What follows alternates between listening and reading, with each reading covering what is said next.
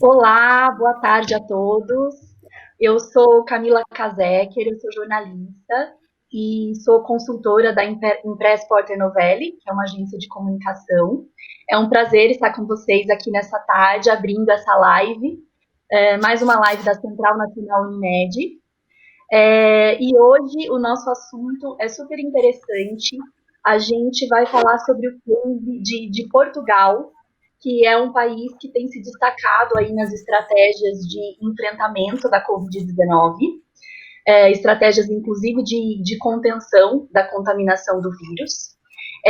E a gente vai ter aqui vários convidados super especiais para nos ajudar a aprofundar cada questão relacionada a essa estratégia bem-sucedida de Portugal. Então, é uma live internacional, né? Eu vou apresentar um pouquinho aqui os nossos convidados. Desde já, quero agradecer muito a participação de todos. E agradecendo a participação desses médicos que estão aqui conosco, quero fazer um agradecimento mais amplo a todos os profissionais de saúde que estão na linha de frente do combate da Covid-19, que estão trabalhando em pesquisa e desenvolvimento, enfim, que estão se dedicando tanto, muitas vezes sacrificando as suas vidas pessoais neste momento tão sério de pandemia. Mas a gente sabe que juntos somos mais fortes, né?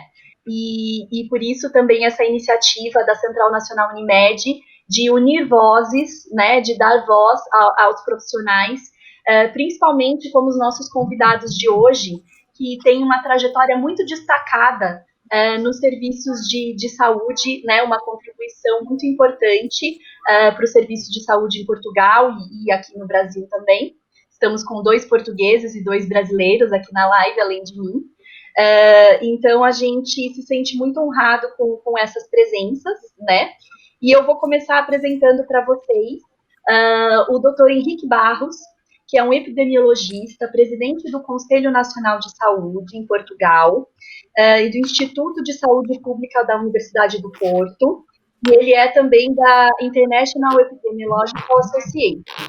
Ele tem desenvolvido trabalhos de investigação em projetos nacionais em Portugal e também internacionais, que resultaram mais de 300 publicações científicas internacionais na área de epidemiologia clínica e perinatal, além de doenças vasculares, infecciosas e o câncer.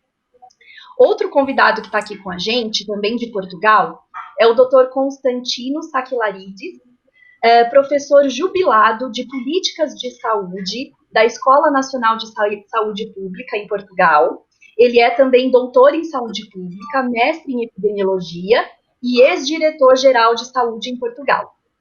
Conosco também nessa live, nós temos o brasileiro, Dr. Lauro Ferreira Pinto, que é infectologista e é membro da Sociedade Brasileira de Infectologia e também consultor médico da Central Nacional Unimed.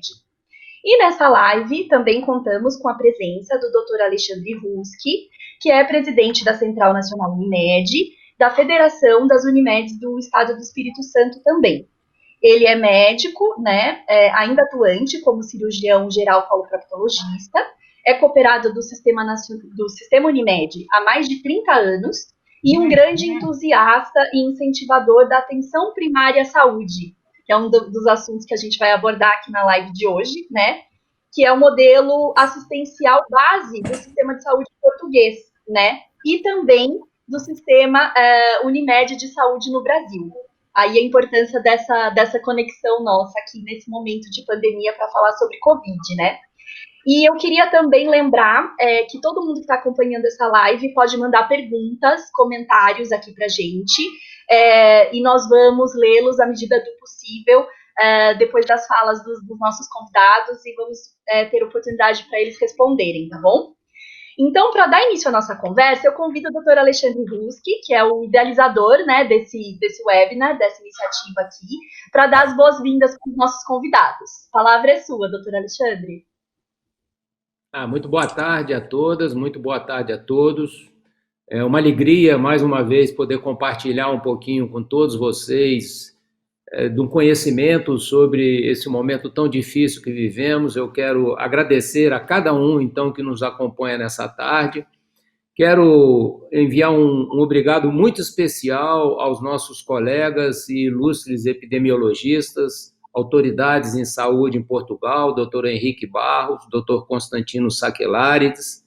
Quero também dar um abraço especial e um obrigado muito especial ao Dr. Henrique Botelho, médico de saúde e família em Portugal, que nos ajudou nos contatos aí, e ao Rui Henriques, um querido amigo em Portugal também, que nos apoiou nessa iniciativa. Muito solícitos e sempre com imediata disponibilidade em dividir um pouco conosco o conhecimento e as suas experiências.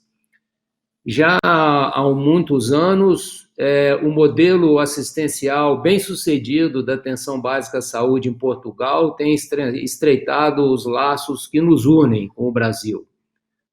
Por 2 vezes, e nós promovemos intercâmbio internacional com dirigentes do sistema Unimed até lá, e pudemos nos aprofundar um pouco na organização do sistema de saúde de Portugal. E uma das vezes, inclusive, um dos anfitriões foi o professor Sakelarides, com uma conferência que falou sobre o sistema de saúde no futuro. Em meados de abril, a BBC fez uma matéria muito interessante sobre a estratégia de Portugal para que ela não repetisse os números trágicos da Espanha. Algumas das medidas foram muito oportunas e deram muito certo, foi porque se antecederam a tudo que vinha acontecendo na maioria dos países afetados antes deles e fizeram diferente. Uma das coisas que me chamou muita atenção nesses dias que tive lendo um pouquinho sobre a estratégia de Portugal, e quando Portugal teve o seu segundo caso confirmado, o seu primeiro-ministro, António Costa, ele fez questão de pessoalmente visitar esses 2 pacientes hospitalizados no Centro Hospitalar Universitário de São João, no Porto, demonstrando a responsabilidade e a preocupação com essa pandemia que naquele momento se iniciava nesse país. Outra talvez por uma cultura também já instalada de alguma forma que facilitou a grande conscientização da população que aparentemente tem feito a sua parte no isolamento social. Uma outra iniciativa muito interessante que vi foi, e que está acessível a todos nós, é que no portal do Sistema Nacional de Saúde, que aborda a Covid-19, vocês encontram lá uma parte chamada Corona Kids, com muita curiosidade, jogos, vídeos, atividades para as crianças fazerem em casa e compreenderem melhor o que se passa. A quantidade de testes diagnósticos realizados foi outro diferencial muito importante no controle dessa pandemia. No site da Direção-Geral de Saúde de Portugal, do Serviço Nacional de Saúde, vemos que desde o dia 1º de março realizaram mais de 770 mil testes, sendo que desde 15 de maio estão passando por 20 mil testes diários. Aqui no Brasil, realizamos até agora 871 mil testes, uma taxa de testagem de 4,2 a cada milhão de habitantes, quantidade evidentemente muito pequena, o tamanho do nosso país e bem distante dos 46 milhões de testes almejados pelo Ministério da Saúde para atingir pelo 22% da população. Todos esses pontos foram determinantes para que Portugal escrevesse uma história, até agora, diferente da maioria dos países nessa pandemia. Mas é evidente também que o seu modelo assistencial tem um papel importante nessa trajetória. Diferente de Portugal, os problemas de saúde que estamos tendo diante da pandemia são apenas a ponta do iceberg de muitos desafios que, especialmente a saúde suplementar, mas a saúde pública da mesma forma brasileira, tem que superar.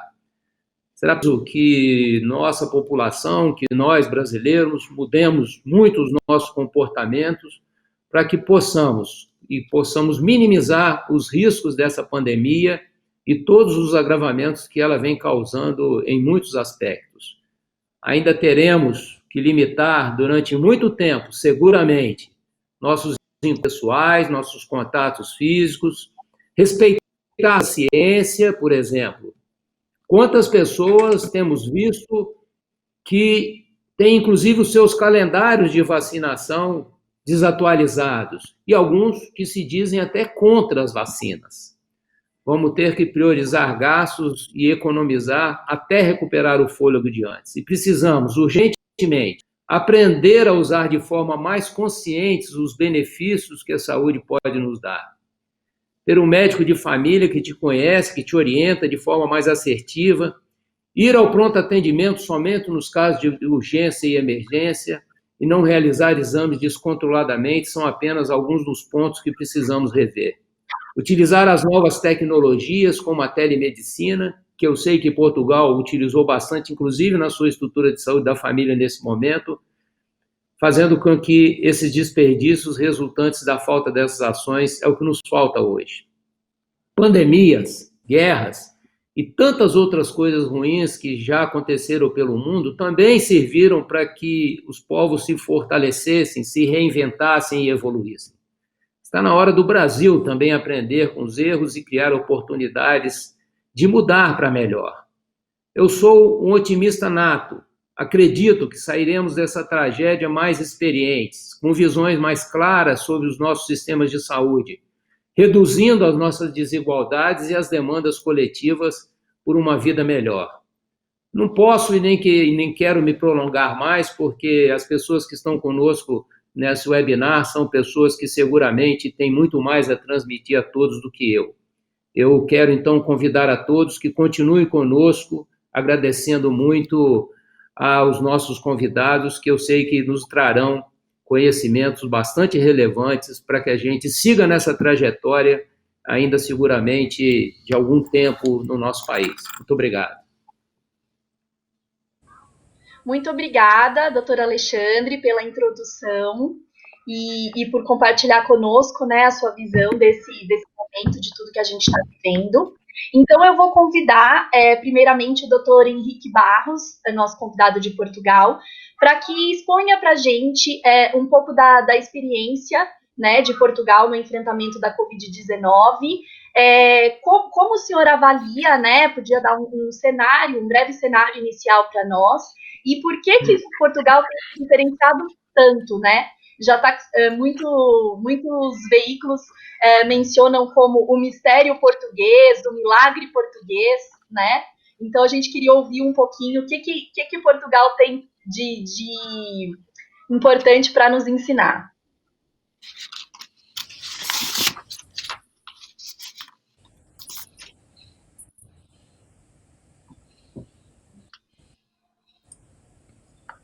Microfone do Dr. Henrique não está funcionando. Estão a ouvir-me bem agora? Agora sim. Espero que estejam a ouvir-me bem. Muito bom dia a todos. Queria deixar os meus cumprimentos ao Dr. Alexandre Rusch e ao Dr. Lauro Ferreira. Dizer-lhes que é um gosto enorme para mim estar aqui com o professor Constantino Sá Clarides. Ele é a personalidade de referência da saúde pública portuguesa. E penso que ele, melhor que eu, fará depois esse enquadramento global da situação. Mas, se me permitem, num breve conjunto de ideias iniciais, eu diria o seguinte: a situação portuguesa teve a capacidade e a inteligência de aproveitar o conhecimento que se vinha acumulando desde a experiência na China e depois com aquilo que se passou na Itália e o que se ia começando a passar na França e em Espanha, os países não só geograficamente como culturalmente mais próximos de nós. O primeiro caso de infecção identificado em Portugal foi no dia 2 de março e, de alguma forma, o país foi voluntariamente parando aquilo que nós chamamos o confinamento e, oficialmente, houve um conjunto de decisões, um conjunto de decisões alargado, que se complementavam entre si. Penso que esse aspecto foi importante, que pararam uma parte do país. No entanto, é importante referi-lo, muito do país continua a trabalhar, nomeadamente para que todos pudéssemos continuar a exercer aquilo que de nós era esperado, porque nem toda a gente podia ser colocada em teletrabalho, e por isso também neste momento eu queria deixar uma palavra muito especial e um reconhecimento muito especial a todos aqueles portugueses que mantiveram o país em funcionamento e que com a sua coragem, com o seu trabalho, com a sua abnegação e com o seu próprio risco, com o risco da sua saúde, estiveram nos seus postos de trabalho. Neste grupo, naturalmente, está também o conjunto de todos aqueles que são profissionais de saúde e que, na sua imensa maioria, representam o Serviço Nacional de Saúde português. Se me perguntarem, ou se nos perguntarem, creio que o professor Sá Clarides concordará comigo nisso, se nos perguntarem onde esteve a chave de algum, ou de uma boa parte, eu diria, do sucesso português, foi na existência de um Serviço Nacional de Saúde extraordinariamente sólido, apesar de nos últimos anos ter havido algumas decisões políticas que o enfraqueceram, por razões de contratação, os salários dos profissionais, um conjunto de problemas que podemos depois discutir, mas mesmo assim o Serviço Nacional de Saúde português é um pilar fundamental da nossa resposta social e é não só extraordinariamente organizado e extraordinariamente capaz para a população que serviu, como em relação a si próprio. E eu gostava de sublinhar aqui um dado que penso que é importante que conheçam. Nenhum profissional de saúde faleceu durante a pandemia. Como sabem, na generalidade dos países, os profissionais de saúde foram dos grupos profissionais e dos grupos sociais mais fustigados pela doença. Mas em Portugal, embora houvesse muitos casos, naturalmente, e também muitos desses casos tenham sido adquiridos, dessas infecções foram adquiridas na comunidade e não no local de trabalho, os profissionais de saúde, revelando não só, sublinho, a sua capacidade de responder à população, mas o seu enorme conhecimento sobre como se proteger, como agir nos locais de saúde, penso que é um orgulho extraordinário para nós portugueses o facto de nenhum profissional de saúde ter falecido durante a resposta a esta epidemia. Há um aspecto interessante na história portuguesa que nos pode ter ajudado também. Como sabem, a ciência não chega, a sabedoria não chega, o trabalho árduo não chega. Infelizmente há uma parte que nós não sabemos explicar e a costumamos chamar ter um pouco de sorte, e acho que nós portugueses também tivemos um pouco de sorte, mas como nós também costumamos dizer, e julgo que também se diz no Brasil, a sorte costuma dar imenso trabalho. E, portanto, há uma parte que não é do acaso, nem é da preparação. E essa preparação, e é um momento, eu gostava de aproveitar o facto de estar aqui com o professor Sá Clarides, nós agora estamos confinados, não nos encontramos tanto, mas é importante dizer-lhe que ele foi responsável pela modificação do modelo de resposta da saúde pública portuguesa, e muito da boa resposta deve-se também a esse modelo que ele, algumas décadas atrás, pôs no terreno, iniciou, que se manteve. E é interessante como não só a resposta hospitalar, a resposta à doença funcionou, como funcionou bem a resposta à procura dos casos, à procura dos contactos, ao seu isolamento, à sua identificação, à capacidade de identificar e fechar, quebrar as cadeias de transmissão. Muito do sucesso português esteve, estou certo nisto. Foi aqui dito que fizemos e continuamos a fazer um enorme esforço que se reflete numa enorme quantidade de testes. Isto tem imensas vantagens, mas não tem só virtudes. Podemos depois conversar sobre elas. Mas gostava de lembrar que, enquanto país, não respondemos igualmente. Houve regiões do país que foram mais fustigadas e responderam melhor, houve outras circunstâncias em que não se respondeu tão bem. E estas desigualdades geográficas regionais foram-se atenuando, foram melhorando ao longo do tempo.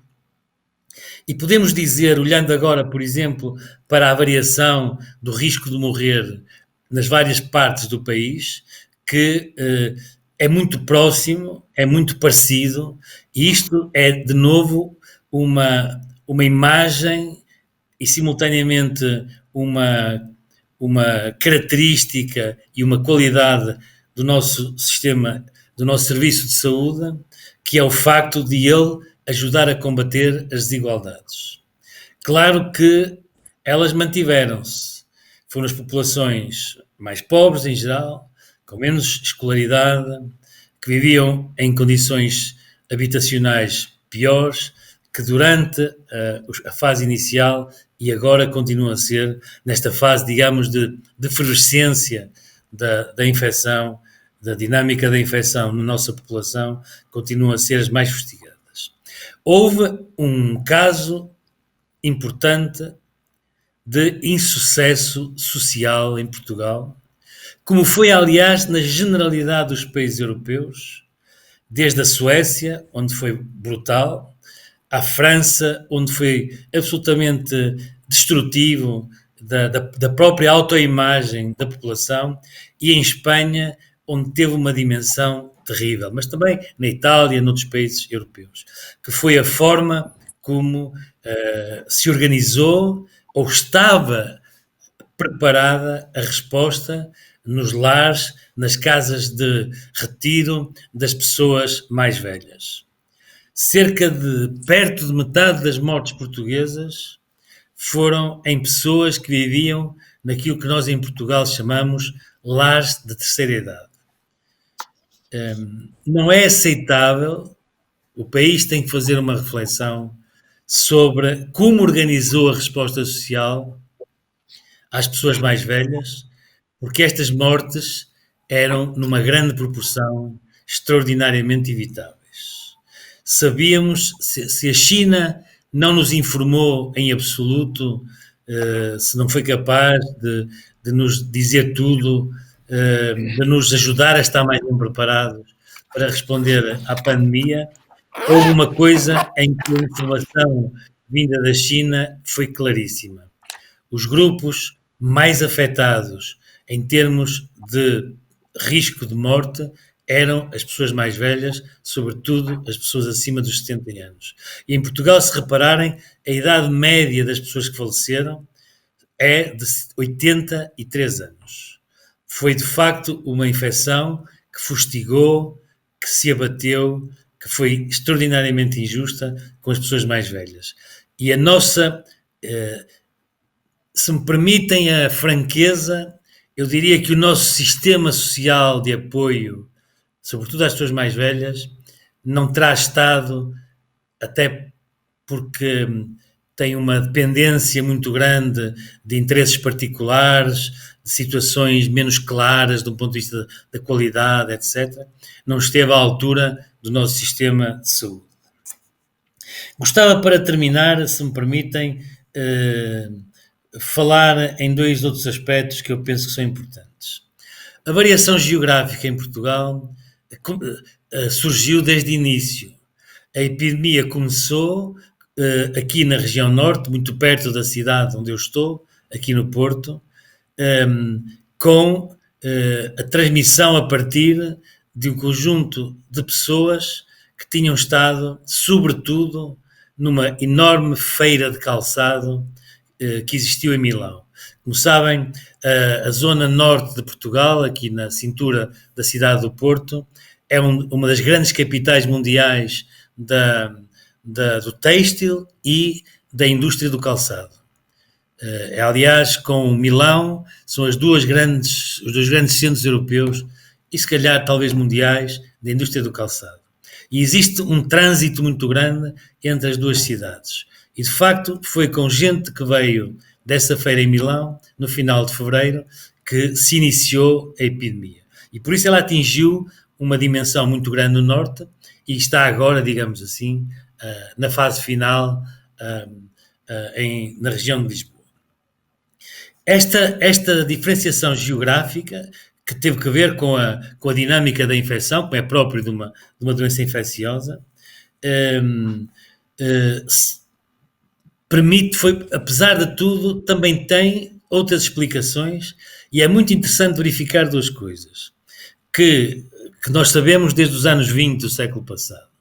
A densidade populacional é um determinante fundamental da infecção e por isso permitiu-nos dizer atenção a determinadas regiões do país, porque são muito densas e os casos parece que não existem, temos que ir procurar, e essa foi uma mensagem importante da epidemiologia, nomeadamente, saber onde procurar os casos. O segundo aspecto foi a relação clara com o índice de urbanidade. Portugal é um país muito desigual na sua distribuição demográfica e, de facto, as zonas portuguesas menos povoadas, uma grande parte do país, praticamente não tiveram casos. E, finalmente, um indicador muito interessante, que era a relação direta, muito forte, entre a ocorrência de casos e o consumo de gasolina e gasóleo para transportes. Ou seja, a relação clara com a mobilidade das populações. E esta mobilidade marcou claramente a sorte da epidemia e a sorte dos portugueses, porque de facto, de acordo com aquelas medições que conhecem, que a Google e a Apple, através dos telefones, nos permitem conhecer, houve uma diminuição brutal da mobilidade em Portugal. A mobilidade diminuiu mais de 60% e o confinamento doméstico nas casas aumentou de 1% para cerca de 30%. E este conjunto de circunstâncias teve um acompanhamento importante, que é uma outra mensagem desta nossa história, se me permitem, para finalizar, que foi o papel fundamental dos municípios, das prefeituras do país, em, além do enquadramento e da resposta nacional, intermediarem junto das pessoas a resposta às suas necessidades, a atenção sobre as medidas de prevenção, o continuada preocupação em que os casos não ocorressem. E por isso eu diria, para terminar, que se não temos a veleidade nem imaginamos que tínhamos feito as coisas melhor que os outros, soubemos aproveitar as nossas vantagens e, sobretudo, soubemos mostrar duas coisas que eu penso que são determinantes. A centralidade de um serviço de saúde que está preparado, que é suficientemente elástico para responder a uma demanda aumentada. O papel importante de estruturas sólidas de saúde pública capazes de exercer a sua função nos momentos mais difíceis. Uma relação política muito coerente e muito solidária, que foi capaz de fazer desaparecer algumas das contradições, das lutas naturais, em função do primado da importância das pessoas e da economia, da sobrevivência sanitária e económica do país. E, finalmente, se me permitem, sou um académico, o papel muito importante que exerceram as estruturas universitárias e os centros de investigação junto das pessoas, a procurarem compreender o que se passava, procurarem fazer e criar conhecimento sobre os acontecimentos e os laboratórios em particular responderem de uma forma muito rápida à demanda e às necessidades, por exemplo, de testes. Penso que por isso, uma vez mais, nós portugueses podemos ter algum orgulho em nós próprios, porque, como dizem os ingleses, so far, so good. Muito obrigada, doutor Henrique. Um excelente panorama né, de tudo que Portugal tem vivido aí diante dessa pandemia, destacando a organização muito forte, o trabalho muito forte que já existia e como isso permitiu uma resposta tão sólida e tão contundente, né, num momento de tantas incertezas.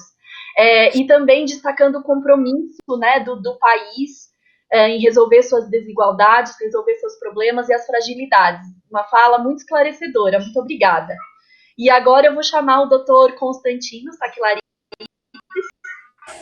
já conosco a sua visão sobre como Portugal tem respondido à Covid-19. A palavra é sua, doutor Constantino. Obrigada. Então, muito boa tarde. Antes de mais, o meu agradecimento ao Unimed pelo convite amável para estar nesta reunião à distância. Um abraço muito forte aos nossos amigos e colegas do Brasil, que é também um abraço solidário nesta hora difícil para todos nós. Queria também cumprimentar o meu colega e amigo, o professor Henrique Barros, que além de ser meu colega e amigo, é hoje um líder indiscutível da saúde pública portuguesa, e como bom líder fez uma excelente exposição, com o qual estou completamente de acordo, e o que farei é talvez reforçar alguns dos pontos e acrescentar um outro elemento àquilo que o professor Henrique de Barros acabou de dizer. Deixem-me, em primeiro lugar, falar deste vírus. Este vírus é novo, como vírus pandémico, é dissimulado e é também um vírus cobarde. É novo, como vírus pandémico, o que quer dizer que o vírus viajou muito mais depressa pelo mundo que o nosso conhecimento sobre ele. Em segundo lugar, é um vírus dissimulado porque, para além de ter um período de incubação relativamente longo, pode, como sabem, chegar até às 2 semanas, é também um vírus que infecta uma grande proporção de pessoas sem sintomas. Portanto, pessoas infectadas assintomáticas. E, finalmente, é um vírus muito cobarde porque ataca os mais frágeis, porque é exatamente sobre os mais frágeis que se verificam os seus efeitos mais nefastos. Portanto, um vírus destes, em circunstâncias em que não temos uma vacina, nem uma medicação comprovadamente eficaz, é um inimigo de peso. É um inimigo que não podemos subestimar.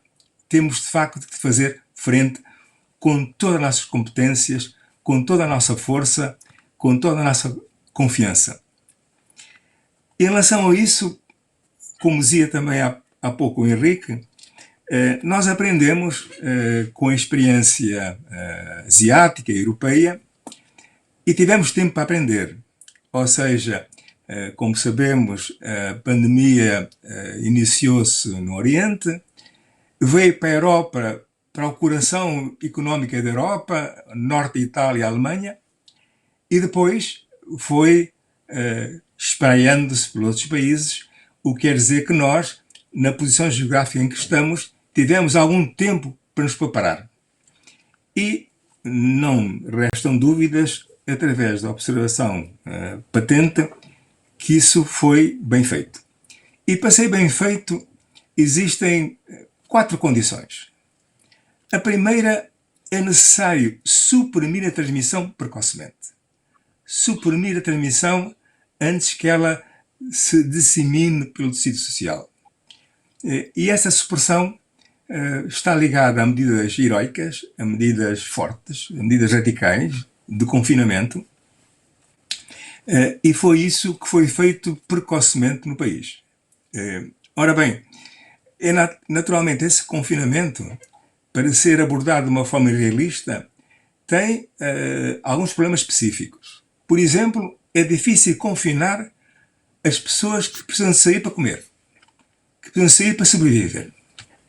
E, portanto, se não associamos à ideia geral do confinamento uma abordagem específica que tenha em conta essa experiência visível, a estratégia de confinamento e supressão da transmissão não funciona suficientemente bem. O segundo aspecto é, naturalmente, a identificação precoce e tratamento dos doentes. A identificação precoce e isolamento dos contactos. Isso tem que acontecer depressa e bem. O terceiro elemento é, como não podia deixar de ser, perseguir o vírus. Saber onde está. E isso tem a ver com uma estratégia de testagem, não é, intensiva, que permita, de facto, ter ideia por onde vai esta transmissão, por onde circula esta infecção. E, finalmente, não menos importante, é o comportamento das pessoas face a desafio. Esse comportamento é tanto mais fácil quando maior for a confiança que tem no procedimento das instituições que gerem a pandemia. No caso português, isso correu bastante bem, ou seja, a lideranças políticas, a lideranças da saúde pública, com um prestígio acumulado nestas situações, foram capazes de transmitir a confiança na população para que esta achasse bem fazer o que se lhes pedia. Ora bem, essas são as condições essenciais e foram de facto as condições que verificaram de uma forma geral em Portugal para permitir uma resposta satisfatória em relação ao que acontece em outros países europeus. E é curioso verificar que na Europa Ocidental, que foi a Europa primeiramente atingida por esta importação do vírus que vem da Ásia, países que se distinguiram são, de facto, a Alemanha, Dinamarca e Portugal. Para vos dar uma ideia mais palpável do que significa atuar cedo, atuar a tempo, um dado interessante é que no dia 12 de março, 3 países decidiram tomar medidas radicais de distanciamento social e de confinamento. Confinamento ainda não, de fecho, por exemplo, de escolas. A decisão de fechar as escolas na Dinamarca, na Espanha e em Portugal foi no dia 12 de março. Simplesmente, no dia 12 de março, tínhamos 80 casos em Portugal, tínhamos 500 casos na Dinamarca e tínhamos 2.000 casos em Espanha. Mesmo considerando que a Espanha tem 4 vezes mais população que Portugal e que a Dinamarca tem metade da população portuguesa, isso mostra que de facto foi possível, devido às circunstâncias já referidas, atuar depressa, a tempo e nessas vertentes que são críticas para esta situação. E como foi situado pelo Henrique também, há aqui 2 fatores centrais neste sucesso, nesta primeira fase de contenção deste fenómeno epidémico. A primeira, de facto, o Serviço Nacional de Saúde. É consolador para o cidadão de um país verificar qualquer cidadão, independentemente do seu nível socioeconómico, independentemente do local do país onde viva, tem o mesmo tratamento de qualidade quando está doente, especialmente quando está uma doença ameaçante desta natureza.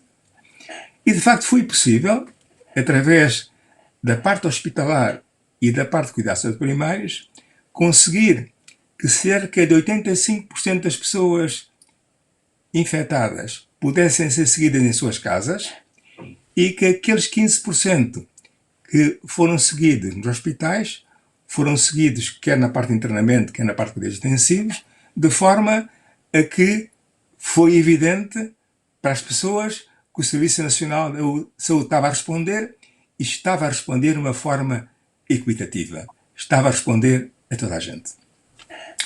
Um segundo aspecto, também foi referido, tem a ver com a estrutura do Serviço de Saúde Pública.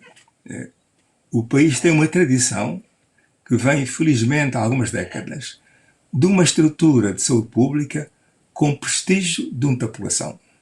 Ela é constituída por um órgão central, também prestigiado, a Direção-Geral de Saúde, que tem conduzido tecnicamente esta operação e tem tem-no feito com bom seguimento por parte da população dos profissionais, por uma estrutura de saúde pública regional e, finalmente, pelo legado de saúde pública locais.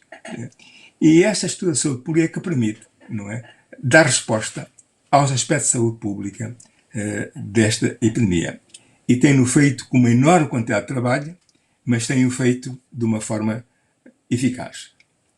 Ora bem, estes são os julgo traços importantes, mas como esta não é uma sessão de propaganda, eu vou referir também a alguns problemas que enfrentamos e que vamos enfrentar no futuro com mais intensidade.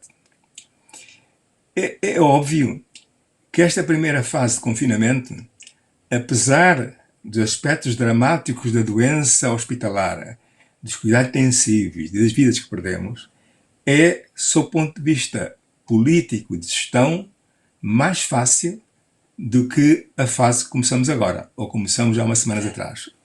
Porquê? Porque esta primeira fase é limitada no tempo, a mensagem é clara, fica em casa, e a forma de assegurar isso utiliza instrumentos sólidos que dizem à população que é preciso fazer aquilo que é preciso fazer. Agora, estamos numa situação diferente, muito mais complexa, muito mais prolongada, que dá lugar a um conjunto de alternativas que permite muito mais discussão, que permite pontos de vista diversos, que se vai prolongar por pelo menos mais um ano.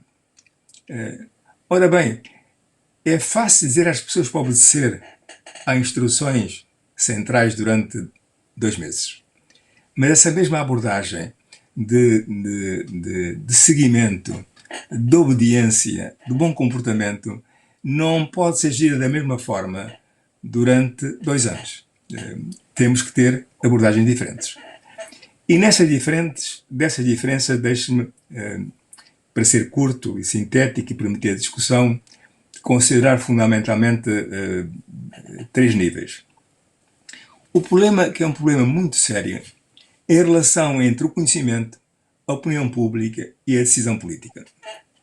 Eu sei que em muitos países, entre os quais o Brasil, há muita preocupação com esse aspecto. Mas este não é um problema brasileiro, é um problema universal. Há um livro muito interessante, escrito há pouco tempo por Tom Nichols, um académico de Harvard, intitulado The Death of Expertise, a morte das competências.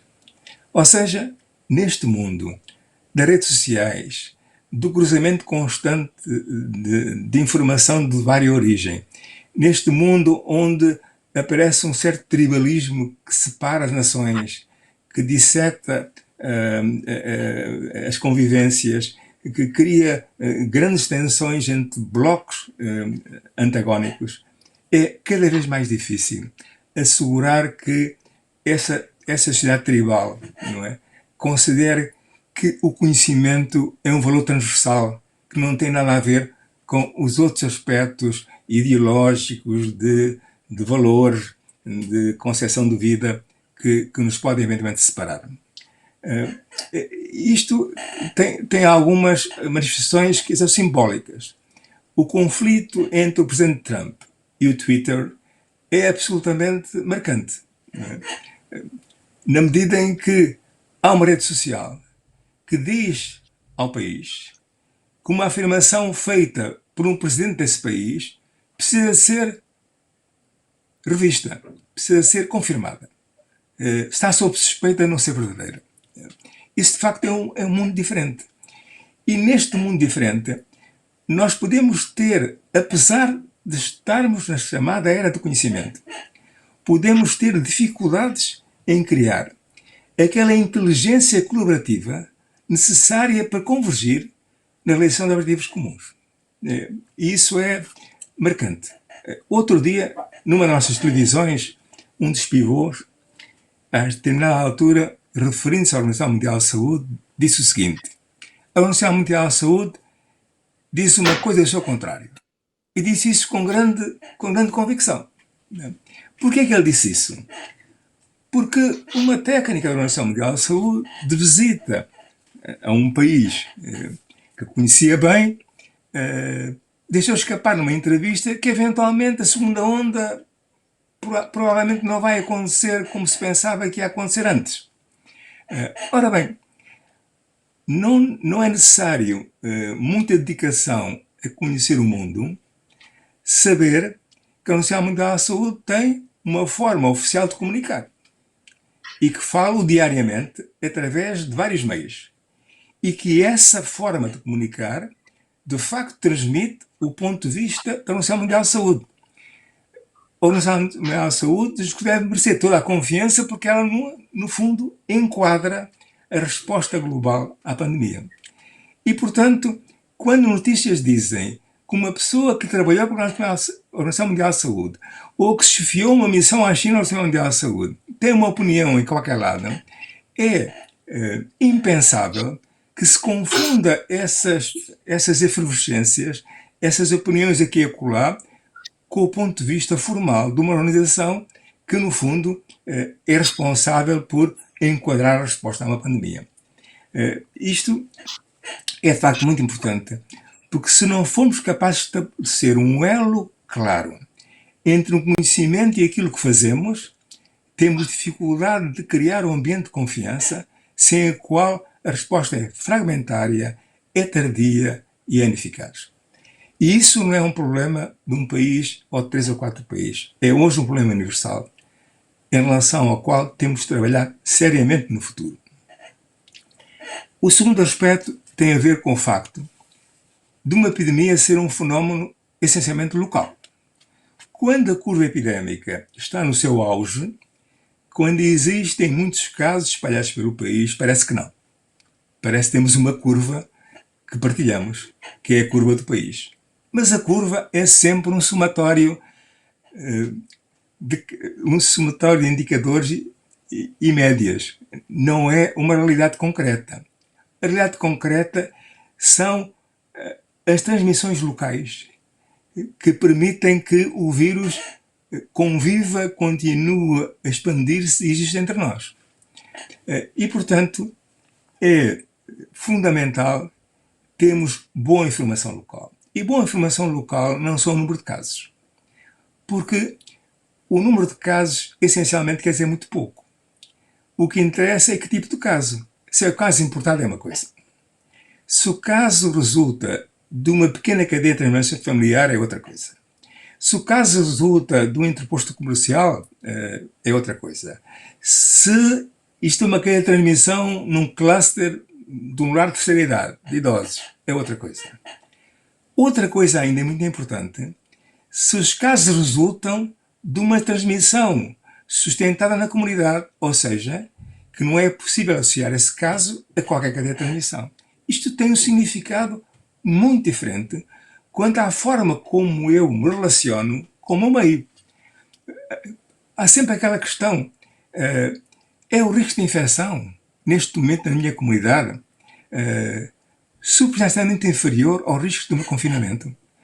Isso tem que ser discutido entre nós, porque uma coisa são as autoridades dizerem assim, olha, nós vamos abrir restaurantes em todo o país. É essa fase. Outra coisa, eu, a minha família, os meus vizinhos e os meus amigos querem ir. Esta equação tem 2 termos. Um é aquilo que é permitido, outro é aquilo que eu julgo devo fazer. E eu só consigo discutir com a minha família, com os meus amigos, com os meus vizinhos, o que devo fazer, se tiver informação fidedigna, diária, detalhada, sobre os riscos reais que ocorrem em que me exponho ao tomar decisões de ir ao restaurante, de ir cortar o cabelo, de ir ao centro comercial, de ir a uma loja. E, portanto, isso é praticamente importante. Há países, por exemplo, que fizeram o seguinte. Tipificaram, vamos imaginar, 4 níveis epidemiológicos. O mais agudo, não é? Corresponde ao confinamento, vamos imaginar o nível 4. A seguir, um nível onde a transmissão continua a verificar-se em clusters e aqui ou acolá sem uma relação direta com a cadeia de transmissão. Nível 3. Nível 2, onde todos os casos são em cadeias de transmissão bem definidas. E, finalmente, o nível 1, onde não existe transmissão. E, portanto, com essa tipologia, nós podemos dizer que o país está em nível 4, nível 3, 2, mas também temos critérios claros à partida, em antecipação, sobre em que circunstâncias concretas nós passamos do nível 3 para o nível 2 ou do nível 2 para o nível 3 outra vez. E mais, que essa classificação pode ser uma classificação nacional, o país pode estar em nível 3, mas há circunstâncias concretas em determinados locais onde continuamos no nível 4 e há outras partes do país que estão no nível 2 e no nível 1. Isto é importante porquê? Porque permite promover um aspecto fundamental do nosso futuro, que são as tais comunidades inteligentes, capazes de transformar a informação em conhecimento, capazes de se comportar inteligentemente, capazes de produzir convergências no sentido de conseguirmos realizar o mesmo objetivo. Ora bem, isso é um aspecto em que nós temos que evoluir à medida que a epidemia está na fase em que está. Em terceiro lugar, há um aspecto que já foi, aliás, mencionado aqui hoje e bem, que é temos que regressar ao futuro. Ou seja, temos que aproveitar esta oportunidade para fazer reset, para deixar de fazer coisas que não precisamos de fazer, mas que a quantidade histórica, a inércia histórica nos é obrigada a fazer. Temos uma oportunidade de ruptura para começarmos a fazer coisas diferentes. Mas não só isso.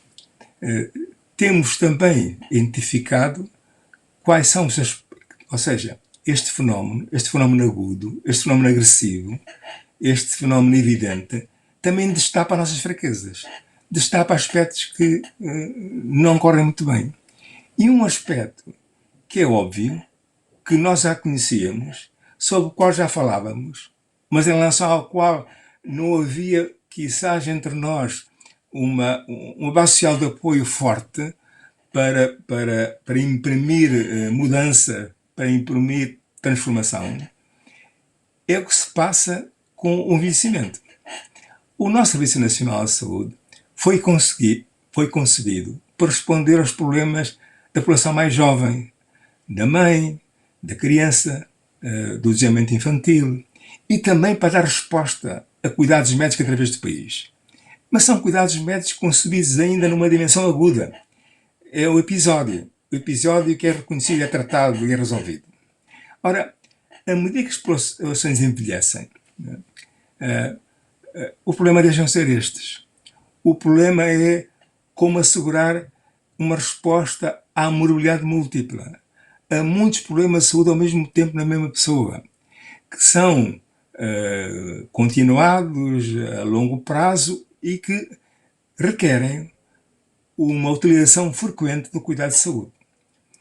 E que requerem também sermos capazes de gerir o percurso das pessoas através dos serviços que precisam para ter resposta à sua condição. E não pode ser centrada nos serviços, tem de facto estar centrada nessa pessoa. Isso requer outra concepção do sistema, outro sistema de informação, requer de facto planos individuais de cuidados que reproduzam, que refletem o que as pessoas querem, as suas prioridades, aquilo que é a sua narrativa de vida, que permitem um diálogo com o profissional nesse sentido, que asseguram a continuidade de cuidados. E mais, que essa continuidade não se limita à fronteira do serviço de saúde, tem muito a ver nas questões do envelhecimento, nas questões de fragilidade, nas questões de dependência, também com os serviços sociais. E, portanto, o que nós observamos no curso desta pandemia desta epidemia no país, como foi referido atrás pelo Henrique, é que este setor associado ao envelhecimento, não só com a saúde, mas também com a condição de vida dos mais idosos, é um setor que precisa de uma resposta muito mais eficaz. E essa resposta eficaz exige um processo de transformação. Ora bem, nós devemos estar preocupados com sinais que nos possam dizer que esta ambição de transformação não é suficientemente forte. E devemos precocemente chamar a atenção para esse aspecto. Nós, de facto, neste momento, precisamos de uma verdadeira estratégia de saúde pública que integre os vários componentes da resposta, não só os componentes da resposta direta aos efeitos do Covid-19, mas também aos seus efeitos indiretos sobre o conjunto dos cuidados de saúde, sobre o conjunto do sistema de saúde. E, portanto, o desafio é, de facto, insistir em regressar ao futuro. E era essa discussão que temos que ter. É mais difícil ter essa discussão quando o presente é difícil, quando há tanta coisa a fazer. Mas também julgo que é relativamente pouco discutível que as oportunidades de mudança numa geração não são tão frequentes como isso. E não devemos insistir em aproveitá-las. Mas não são mudanças só na saúde, como dizia há pouco. Porquê é que nós temos que ir todos trabalhar às 9 da manhã? Porquê é que nós temos que ir almoçar à mesma hora? Porquê é que temos que ter férias no mesmo mês? Porquê é que temos que ir à mesma hora aos mesmos serviços de saúde? Porquê é que trabalhamos da mesma forma, independentemente das competências requeridas para fazer as nossas funções? Ora bem, diz-se na Europa hoje, curiosamente, não é, que em alguns países, Milão é um exemplo, não é, a pandemia já teve um efeito benéfico, não é? Permitiu que as ruas da avenida da cidade fossem invadidas pelos peões, invadidas pelas pessoas, não é? Ou seja, evitar, não é, aquele transporte massivo à mesma hora para os mesmos sítios que desafia o ambiente, cria proximidades indesejáveis, cria aglomerações que nunca são desejáveis, ainda menos nessas circunstâncias. E, portanto, se estivessem de acordo, ficava por aqui, porque eventualmente ainda há muito a discutir. Muito obrigado. Muito obrigada, Dr. Constantino. É uma honra para todos nós, todos que estão acompanhando essa live, termos acesso à sua exposição brilhante, compartilhar conosco não só o senhor tem visto, né, as ações de Portugal diante do enfrentamento da Covid-19, mas reflexões que são tão importantes, né, para todos que trabalhamos no sistema de saúde e para a sociedade, né, porque com certeza essa pandemia traz à tona questões que extrapolam e muito a saúde, né, e ao mesmo tempo fazem parte de tudo que nós queremos buscar, né, como aperfeiçoamento e evolução. Muito obrigada. Agora, gostaria de passar a palavra para o Dr. Lauro Ferreira Pinto, né, que é brasileiro, médico infectologista, e eu pediria, Dr. Lauro, que você passasse para nós que estamos acompanhando uma visão sobre o momento do Brasil, né? Acabamos de ouvir aí os dois especialistas portugueses contando da experiência lá na Europa, particularmente em Portugal, e queríamos uma visão sua sobre como o Brasil, né, tem enfrentado aí a Covid-19 de modo geral. Boa tarde, eu gostei muito das considerações até filosóficas dos colegas portugueses, e do fundo do meu coração vai aqui uma inveja boa.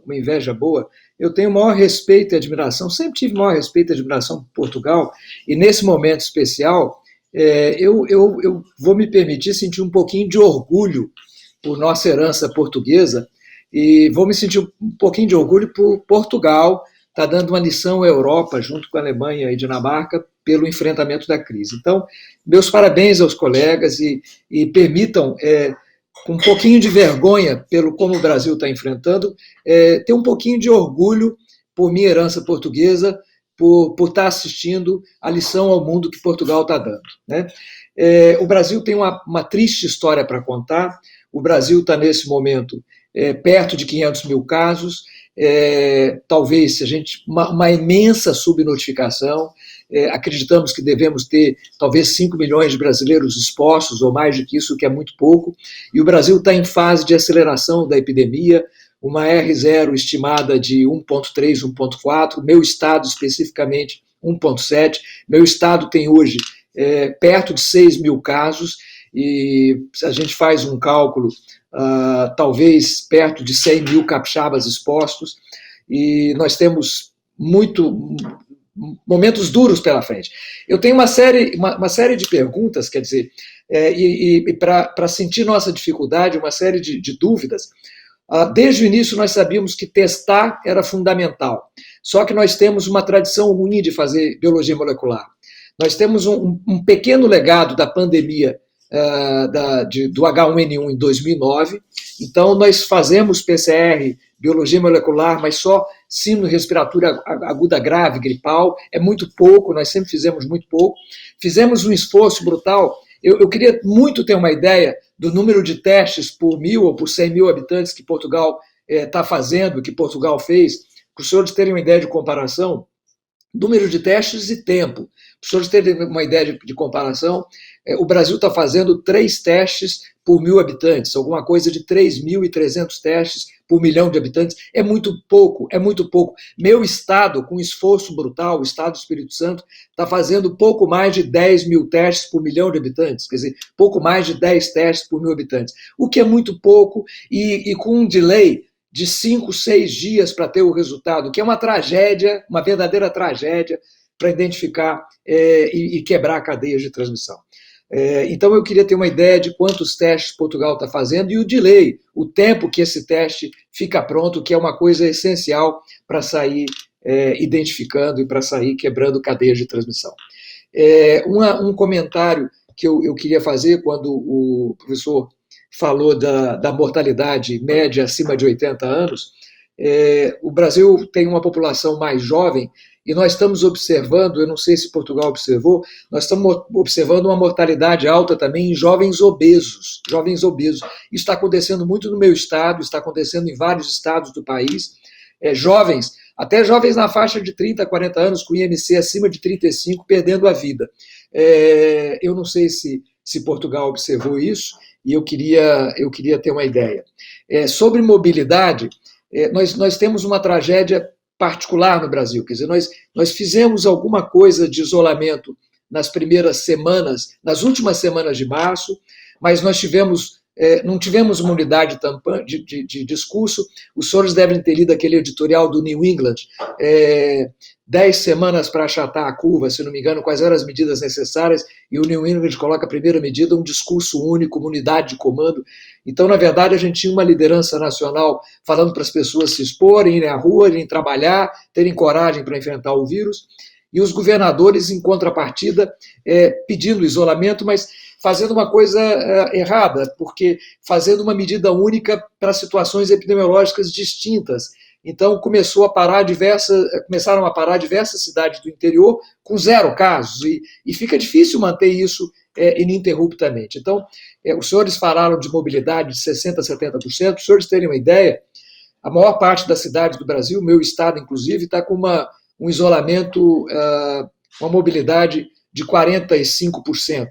E levando em conta que isso usa Google e Facebook, e nós temos uma população muito pobre que não tem smartphone. Então, seguramente, esse número de 48%, 47% que a gente está tendo no Brasil, ele está subdimensionado, 50%, quando vai dar muito certo, 54%. Então, nosso isolamento está muito precário. E aí, uma pergunta que eu tinha a fazer aos senhores, quer dizer, nós perdemos o momento especial de fazer o isolamento. O professor falou muito bem, quer dizer, Portugal fez um belíssimo trabalho quando tinha poucos casos, ele fez um isolamento extremamente rigoroso. Eu tenho amigos em Lisboa que me relataram isso. E aí eu queria fazer uma pergunta aos senhores, quer dizer, imaginem a desigualdade do Brasil, imaginem esse vírus se espalhando na periferia, nas favelas brasileiras, é o que está acontecendo agora. Será que a gente consegue, a essa altura, 2, 3 semanas de lockdown, conseguir parar uma doença que está se espalhando nas regiões pobres do Brasil com uma imensa agressividade, né? Queria saber, honestamente, a consideração dos professores, porque a gente está impressionado por alguma medida dura que consiga virar essa R0 para menos que 1, mas honestamente, eu tenho dificuldade de pensar se isso é possível em casas de periferia, onde tem 10, 12 pessoas dividindo o mesmo cômodo. A última pergunta que eu tinha a fazer, eu estou fazendo muitos comentários ao mesmo tempo, eu fico pensando aqui, meu Deus do céu, quer dizer, eu não acho que é sorte, eu acho que os senhores foram extremamente competentes, mas eu fico me perguntando o que a Espanha, ali na Península Ibérica, do lado dos senhores, o que a Espanha fez de muito errado para ser a tragédia que aconteceu na Espanha e que não conseguiu imitar o modelo português que foi tão bem sucedido. Muito obrigada, doutor Lauro. A sua fala já posicionou, né, um pouco do que a gente tem enfrentado aqui no Brasil. Já também contextualizou aí as apresentações iniciais, né, dos nossos convidados portugueses, e já estamos com uma série de perguntas suas aqui, já temos também perguntas de quem está nos assistindo, nós estamos sistematizando aqui para passar aos nossos convidados. Doutor Henrique, o senhor gostaria de responder algumas das questões do doutor Lauro? Sim, com certeza. Começando pela pergunta dos testes. O número de testes em Portugal foi crescendo ao longo do tempo. Atualmente, o país já fez mais de 800 mil testes, o que quer dizer qualquer coisa como 8 testes por 100 habitantes. 800 mil testes para 10 milhões de habitantes dá 8 testes por 100 habitantes. A nossa capacidade de resposta aos testes ideal, quando tudo corre bem, são 6 horas. Quando as coisas não correm tão bem, atualmente é um dia entre fazer o teste e precisar do teste e ter o resultado. Mas não foi assim desde o princípio. No princípio houve algumas dificuldades, até porque, como sabem, havia dificuldades de acesso aos meios de cultura, havia dificuldades aos meios de transporte, havia dificuldades em relação à padronização, à standardização dos testes, mas muito rapidamente foram descentralizados. Eu posso dizer-lhe, por exemplo, o Hospital Universitário de São João, o hospital ligado à Faculdade de Medicina do Porto, que alguns conhecem seguramente, neste momento já fez mais de 50 mil testes PCR. Portanto, os testes têm havido uma capacidade de resposta. Eu diria que, em alguns aspectos, até se calhar, estamos a fazer, talvez precisar, nesta invenção do futuro, de que falava o professor Sá Clarides, começarmos a repensar a nossa política de testes, porque estamos a fazer mais de 100 testes para identificar um caso positivo. Um outro aspecto que nem eu nem o professor Sá Clarides falámos, creio, e que eu penso que é muito relevante do que é a política portuguesa e do que é o país há vários anos, foi que mal houve a ameaça da pandemia Covid, imediatamente o governo português colocou uma moratória e todos os imigrantes sem estatuto legal em Portugal passaram a beneficiar de todos os privilégios, não são privilégios, todos os direitos que os portugueses têm, e esse direito, essa proteção foi já agora estendida para além de julho. Portanto, eu penso que foi mais uma medida adicional de proteção e de uma mensagem de segurança e tranquilidade a muitas centenas, alguns milhares seguramente de pessoas que aguardavam a definição do seu estatuto legal como migrantes em Portugal.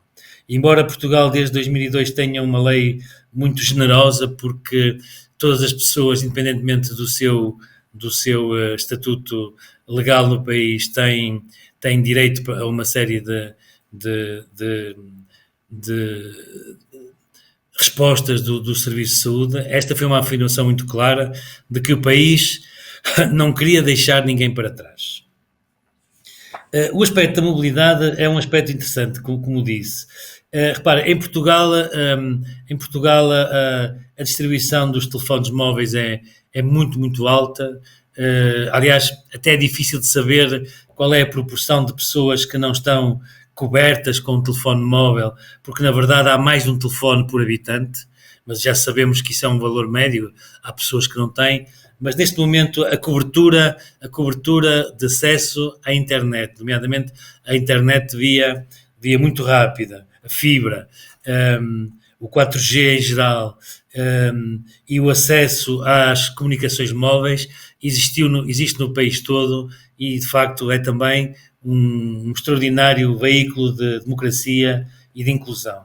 E foi isso que permitiu, por exemplo, que as escolas públicas portuguesas, embora naturalmente não consigam ultrapassar todas as desigualdades, isso é uma coisa que nos preocupa muito, as crianças e os adolescentes das famílias menos favorecidas não têm naturalmente a mesma possibilidade que as de classes sociais mais altas, mas os professores portugueses rapidamente colocaram um serviço enorme de contacto via computador, agora via televisão, para manter as aulas e o contacto com os alunos presente. E de facto, esse conjunto de atitudes foi muito importante para ajudar, digamos assim, a ultrapassar as dificuldades deste período. Finalmente, em relação à Espanha, as situações são complicadas. Não é fácil ter uma explicação. Quer a Espanha, quer a Itália foram mais feridas, digamos assim, em áreas do país altamente desenvolvidas e as mais ricas áreas do país, do ponto de vista de desenvolvimento económico, mas também, infelizmente, foram aquelas que estiveram sujeitas a mais tensões políticas e, sobretudo, a mais atitudes disruptivas que puseram em causa a tradição dos serviços de saúde. E por isso mesmo houve dificuldades, nomeadamente extraordinárias dificuldades no acesso a equipamentos de proteção individual, que terão sido responsáveis por muitas mortes entre profissionais de saúde nesses países. Muito obrigada, doutor Henrique. Eu vou passar a palavra novamente para o professor Constantino Clarides. Professor, das questões que o doutor Lauro tinha levantado, acho que talvez o senhor possa nos ajudar a responder sobre o comportamento, né, da Covid-19 e o impacto em pessoas obesas, né, o que tem acontecido aqui no Brasil, particularmente com jovens, e também a questão de como que o senhor vê o momento do Brasil, né, diante das dificuldades e de algumas oportunidades perdidas, como o doutor Lauro havia colocado. A palavra é sua, doutor. Muito obrigado. Quer dizer, em relação aos fatores de risco, nós hoje vamos conhecendo cada vez mais que a Covid-19 não é só uma doença respiratória. Tem uma repercussão sobre o corpo humano que vai além da parte respiratória e, portanto, estamos a rever, digamos assim, aquilo que são os fatores de risco e as situações que tornam as pessoas mais vulneráveis a esta afecção. Pergunta, de facto, quer dizer, central é como lidamos com a diferenciação. Qualquer estratégia de saúde pública não pode deixar de fazer. E há dois tipos de diferenciações. Primeiro, o tipo de pessoas. Se quiserem, há autores que referem 3 tipos de pessoas. Os mais vulneráveis, aquele tem que se proteger mais. Em segundo lugar, aqueles que estão com contacto frequente com os mais vulneráveis. Aqueles que são seus familiares, aqueles com que eles têm que lidar para funções básicas. Essa é importante. Na questão posta há pouco em relação aos lares de terceira idade, é o pessoal que lá trabalha que tem um papel fundamental na proteção das pessoas. E depois, aquelas pessoas que, por necessidade da profissão, circulam muito. São de facto 3 grupos que têm que ser vistos em relação à abordagem de uma forma diferenciada. Ao lado desta diferenciação, digamos, por tipologia de pessoas, há uma diferenciação que tem a ver com a tipologia epidemiológica. Uma coisa é um bairro residencial com mansões afastadas com jardim, outra coisa são de facto bairros populares em que a densidade populacional é enorme e que as pessoas têm que circular porque a sua sobrevivência depende disso. E, portanto, quer num, quer noutro caso, nós temos boas práticas de saúde pública, não é? Que é de facto ser capazes de esmagar a transmissão, mas por outro lado temos que ter em vista o comportamento das pessoas, ter em vista quem é que essas pessoas confiam. Experiências já que temos das pandemias de gripe dizem, por exemplo, que uma forma de nos aproximarmos de comunidades um pouco menos estruturadas tem que ser com as pessoas com que eles confiam. Porque nessas comunidades, referências de confiança, aquilo que são para essas pessoas fontes de informação credível, não exageradas num sentido ou no outro, são fundamentais para conseguir adesão, confiança, para fazer a parte que as pessoas têm que fazer. Portanto, em cada um desses territórios, temos de ter boas práticas de saúde pública associadas às circunstâncias epidemiológicas desses territórios. Mas temos de ter inteligência comunitária. Temos que ter comunidades inteligentes face àquele desafio. E temos que encontrar nessas comunidades quais são as vias possíveis para passar informação, para criar comunicação que leva as pessoas a aceitar certo tipo de comportamentos, sabendo que a taxa de insucesso é maior em certas circunstâncias que noutras. E, portanto, isso necessita de uma estratégia diferenciada. Não pode ser igual para todo o país, não pode ser igual para o mesmo Estado, não pode ser igual para a mesma cidade. Não é? E isso é, de facto, um desafio que apela à nossa inteligência e apela o facto que isso tem a ver com pessoas. E as pessoas são o que são. E a partir de conhecer as pessoas que são, é que nós temos que encontrar formas de chegar a elas, de conseguir a sua adesão. Não se faz em termos teóricos, faz com trabalho no campo, com líderes locais, capazes de fazer essas alianças que nos permitem progredir na medida em que o progresso é possível. Um segundo aspecto, que o Henrique também já referiu, tem a ver com a situação comparativa com outros países, não é? No caso da Espanha. O Henrique já referiu um aspecto muito importante que nos favoreceu muito, foi a coesão política. Não é? Ou seja, em Portugal correu bem o facto de haver uma grande convergência de discurso e comportamento do Presidente da República, do Primeiro-Ministro e dos líderes dos principais partidos da oposição. Não houve até agora brechas. E para isso também contribuiu uma medida inteligente da parte do Governo, que é convidar semanalmente os líderes políticos do Parlamento e membros do Governo a assistir a uma ação de esclarecimento com técnicos de saúde pública que descrevem a situação, respondem a perguntas e permitem que haja uma partilha de informação feita desta forma transversal. Ou seja, todos os partidos, independente da sua pertença ao governo, têm semanalmente o mesmo tipo de informação. Isto acho que contribuiu muito para assegurar esta coesão que dá confiança às pessoas de que o que é dito vale a pena ser ouvido. Em relação à Espanha, isso não aconteceu.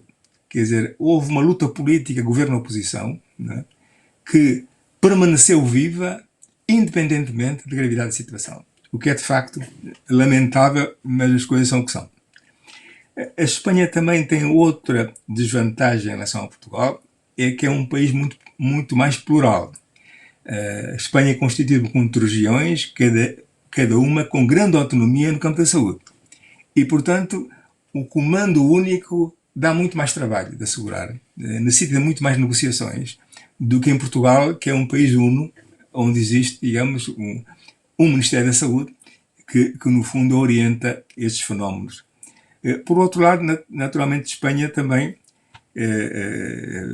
enfim, está numa posição geográfica mais próximo daquilo que foi o epicentro europeu desta pandemia. E, portanto, teve, sem contar com aquele fenómeno que o Henrique descreveu muito bem, das relações do Norte com Milão, a Espanha esteve mais exposta à sua condição geográfica. E, portanto, isso também tem a ver com o facto de se ter atrasado relativamente às medidas que tinha que tomar. Mas é particularmente importante referir aqui que esta aprendizagem entre países é muito importante. Portanto, nós a falarmos com nossos colegas brasileiros, não é? Surgem questões que têm a ver com a dimensão do Brasil, com a sua enorme diferenciação, com estados diversos em termos geográficos, em termos políticos, em termos demográficos, que nos desafiam a pensar como é que nós faríamos naquelas circunstâncias, não é? Que é um exercício intelectual interessante, né? Que devemos continuar a fazer, porque temos muitas trocas a fazer em termos de conhecimento. E se há alguma coisa que nos ensinou, é que a troca intensiva de conhecimento entre as experiências nacionais tem contribuído muito para as circunstâncias de sucesso que se têm verificado aqui e acolá. Muito obrigada, doutor Constantino.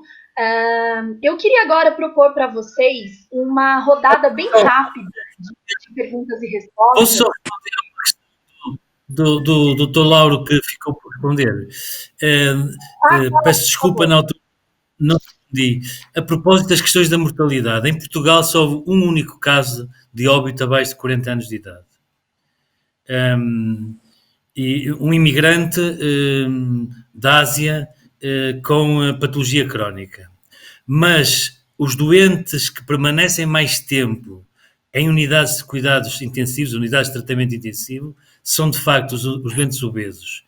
Já agora, mais um ponto que, como de costume nestas circunstâncias aparecem sempre estas notícias, os fumadores têm pior prognóstico. Bem pelo contrário, não têm melhor prognóstico. Legal, obrigada, doutor Henrique. Então, eu gostaria de propor para vocês uma rodada bem rápida de perguntas e respostas. Se vocês conseguissem responder em 2 ou 3 frases, seria o ideal, porque a gente está recebendo muitas perguntas, felizmente, né, de quem está nos acompanhando. A experiência de Portugal está gerando muito interesse aqui do pessoal. Então, eu começaria perguntando para você, doutor Henrique, rapidamente. O Fred Franklin pergunta aqui: quais foram as medidas específicas para a proteção dos profissionais de saúde em Portugal? Foi o acesso fundamentalmente continuado e constante a equipamento de proteção individual, máscaras, viseiras, batas, perneiras, cógulas, não sei se vocês também usam essa designação, aquela espécie de capacete como o dos profissionais, o dos astronautas, e uma grande quantidade de gel e desinfetante e um cuidado extremo com a desinfecção de superfícies. Eu posso dizer-lhe, por exemplo, que na maior parte dos serviços de doenças infectocontagiosas, nenhum profissional adoeceu. Ótimo. Doutor Henrique, tem mais uma pergunta aqui, se o senhor puder responder para a gente de forma bem objetiva. O Newton Nunes, ele pergunta se houve um protocolo nacional de tratamento da Covid-19 em Portugal, ou se isso ficava a cargo de cada serviço. Não houve um protocolo nacional. O que houve, Portugal está organizado da seguinte maneira: vocês têm que lembrar-se, nós somos 10 milhões de habitantes, que é menos de metade de São Paulo. E, portanto, o país tem 3 hospitais de referência para doenças infecciosas emergentes. É o Hospital Dona Estefânia, em Lisboa, para crianças, o Hospital Corri Cabral, que é um hospital de doenças, um hospital com serviço de doenças infecciosas em Lisboa, e o Hospital de São João, Hospital da Universidade do Porto, que é um dos centros de referência também para doenças emergentes. Por exemplo, se houvesse um caso de ébola, quando há uma febre hemorrágica, são os hospitais que estão sempre em prontidão para receber essas circunstâncias, essas situações. Por isso, inicialmente, foram esses hospitais, a norte e a sul, que lideraram os internamentos hospitalares e lideraram os tratamentos. Portugal teve muitos doentes em programas de ensaio clínico, como sabem, quer o ensaio clínico francês do INSERM, quer o ensaio clínico da OMS.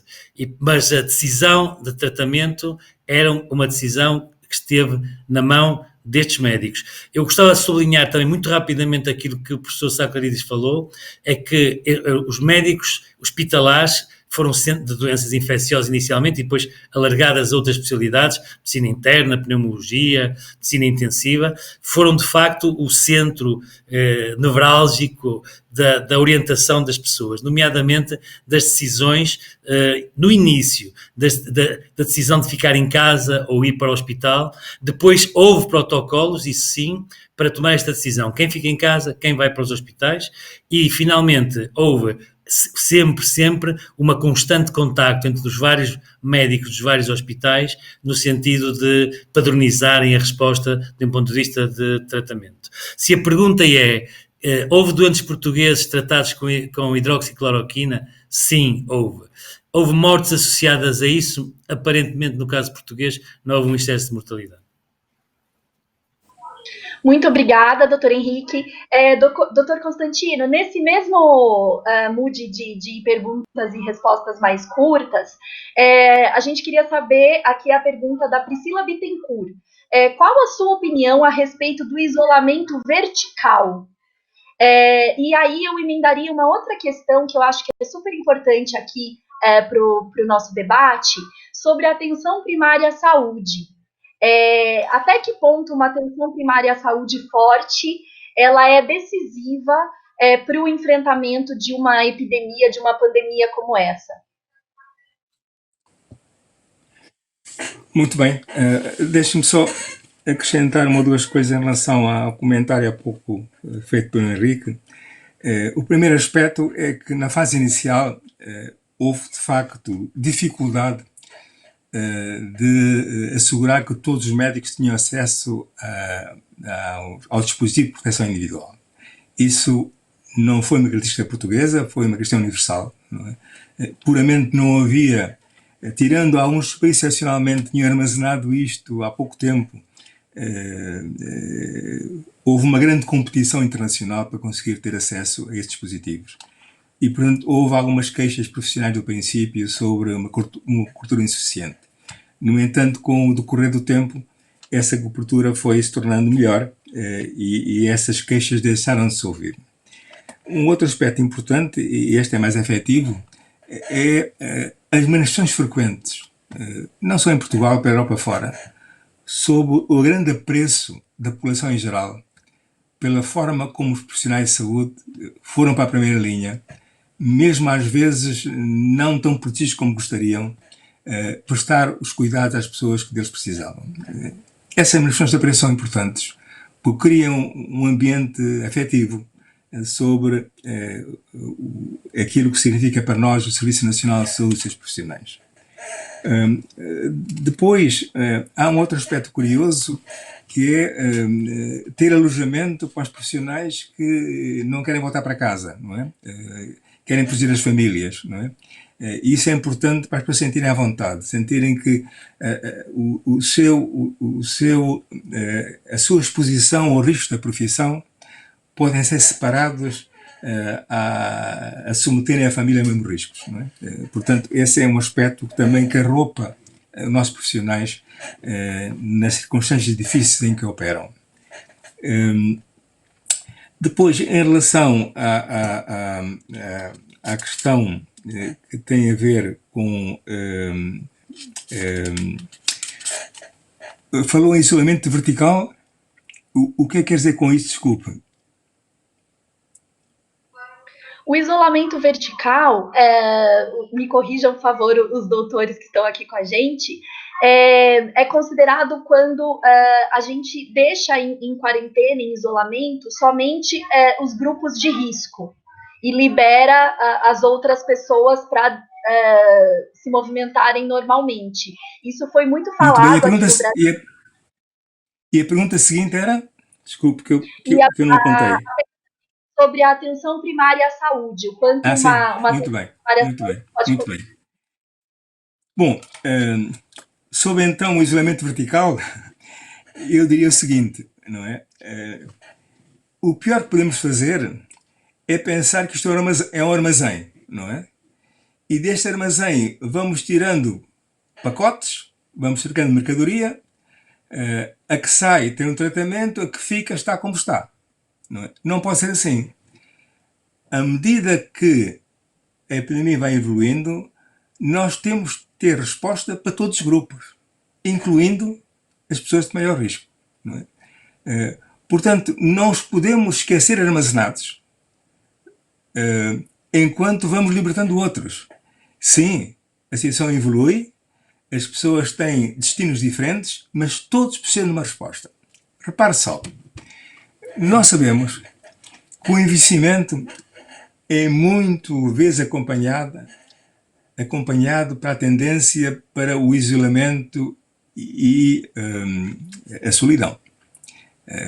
Eu muitas vezes, quando dizem as minhas filhas, netos, a minha mulher de amigas, anda daí, eu às vezes digo, deixa-me cá estar, estou aqui confortável, não me incomodem. E, portanto, essa tendência é para ficar. Essa tendência para dizer, bem, não quero fazer mais nada, já fiz o que tinha que fazer na vida, não é? Não tenho grandes objetivos agora, deixem-me estar em paz. Isso é mau. É mau para a nossa saúde. E o confinamento tende a agravar isso. Existem estudos publicados há algum tempo que dizem que o isolamento afeta a saúde da mesma forma que afeta fumar 15 cigarros por dia. E, portanto, quer dizer, o confinamento, o isolamento, a solidão têm efeitos físicos e mentais muito importantes, não podem ser esquecidos. E, portanto, muito bem, diferenciar a abordagem, mas diferenciá-la para todos. Não deixar alguns esquecidos no armazém. E isso, e nessa medida, os cuidados primários têm uma grande importância. Por exemplo, a semana passada, não é? A minha mulher, que tem a minha idade, tinha uma consulta na unidade de saúde familiar próxima de nós, não é? E recebeu uma mensagem da unidade de saúde familiar dizendo que a essa hora não precisa de cá vir, a consulta programada pode fazer à distância, vamos comunicar pelo telefone, podemos prescrever pelo telefone, se for necessário, e a próxima visita, onde é preciso uma atenção mais pessoal, será na altura prevista. Portanto, este comportamento tem várias vantagens. A primeira, acompanha as pessoas. As pessoas não se sentem abandonadas. Sabem que tem um elo de ligação, tem um cordão umbilical, tem alguém que as segue. Né? Depois, acrescenta a consulta habitual, tradicional, presencial, a uma consulta que agora tem uma componente de distância, que, em algumas circunstâncias, é válida e é confortável para ambos os lados. E também permite que os cuidados primários se adaptem à circunstância de terem duas portas abertas. Uma porta aberta para a população que segue habitualmente, com os problemas habituais, com os problemas que os cuidados primários respondem, e outra porta aberta para as pessoas que estão suspeitas de ter uma infecção por essa via. Não quer dizer que essa porta seja a porta de acesso habitual.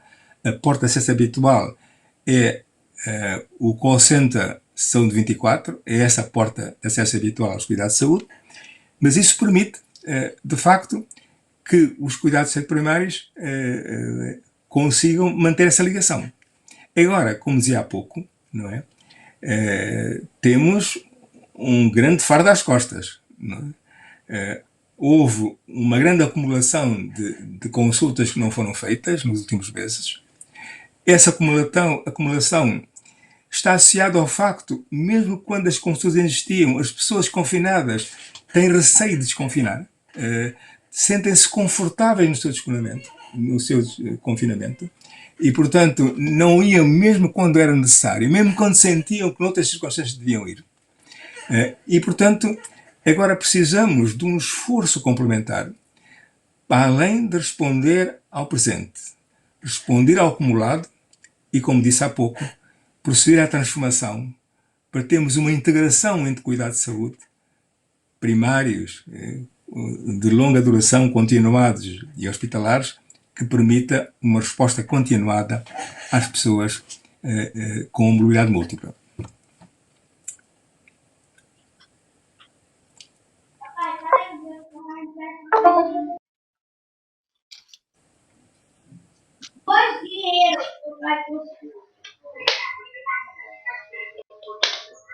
Muito obrigada, doutor Constantino, obrigada pelas palavras, pelas respostas.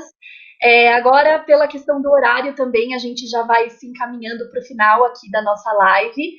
Antes de passar a palavra novamente para os nossos convidados de Portugal se despedirem, eu queria pedir para o doutor Lauro também deixar a sua mensagem final. Doutor, por favor.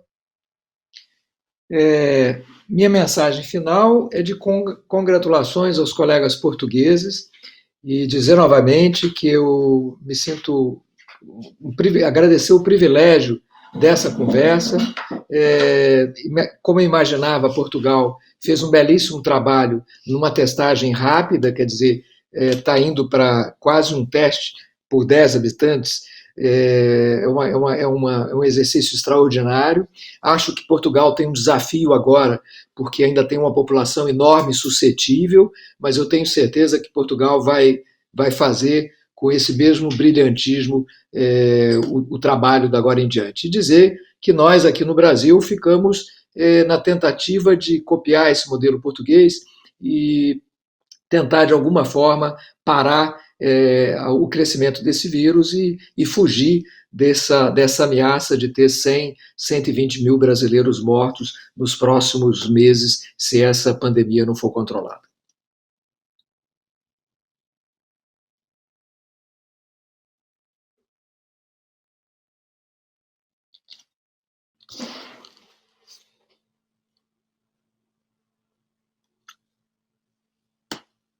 Camila? Camila? Estão me ouvindo? Sim. Obrigada, doutor Lauro. E agora vou passar a palavra, então, ao doutor Henrique, por favor, para a sua mensagem final, doutor. Bom, a minha mensagem final... Bom, em primeiro lugar, agradecer esta oportunidade de partilhar convosco o que tem sido feito em Portugal. Dizer que desejo do fundo do coração, porque, como todos os portugueses quase, também tenho uma parte da minha família aí no Brasil, que o Brasil seja capaz, de facto, de reverter esta situação e voltar àquele Brasil que nós conhecemos, verdadeiramente pioneiro na saúde pública e capaz de respostas originais e eficazes, e em particular para os médicos que estão na linha do atendimento, nos cuidados, na atenção primária, dizia-lhes que também são eles em Portugal que fizeram digamos, o cimento entre os hospitais e a saúde pública para criar esta malha que tem sido capaz de responder aos desafios da pandemia, que, como o professor Saclarides disse, é um vírus injusto, é um vírus cobarde, é um vírus que nos está a dar demasiado trabalho e que não sabemos sequer se depois de o encontrar ficamos com imunidade para sempre. E saber isso será um dos principais desafios que temos pela frente. Sem dúvida. Professor Constantino Saclarides, a sua mensagem final, por favor. Muito obrigado.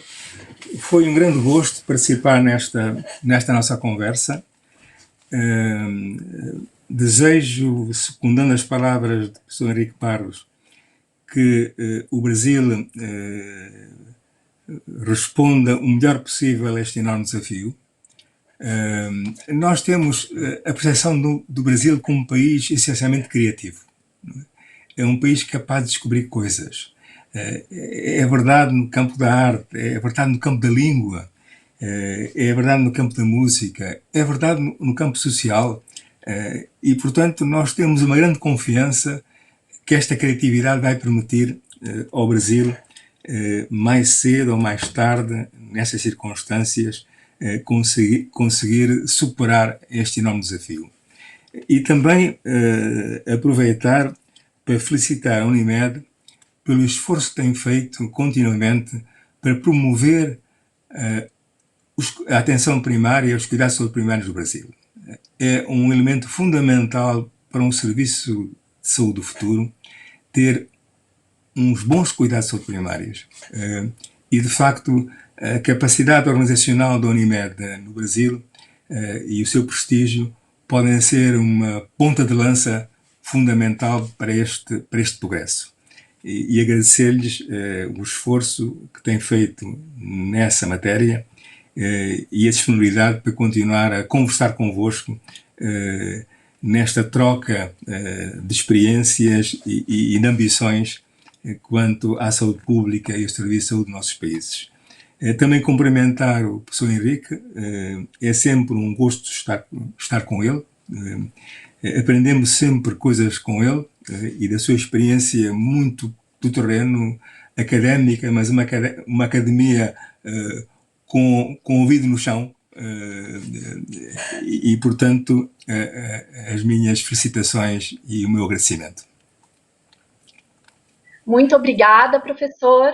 Eu volto, então, a palavra agora para o Dr. Alexandre Ruski, para a síntese final aí da nossa live.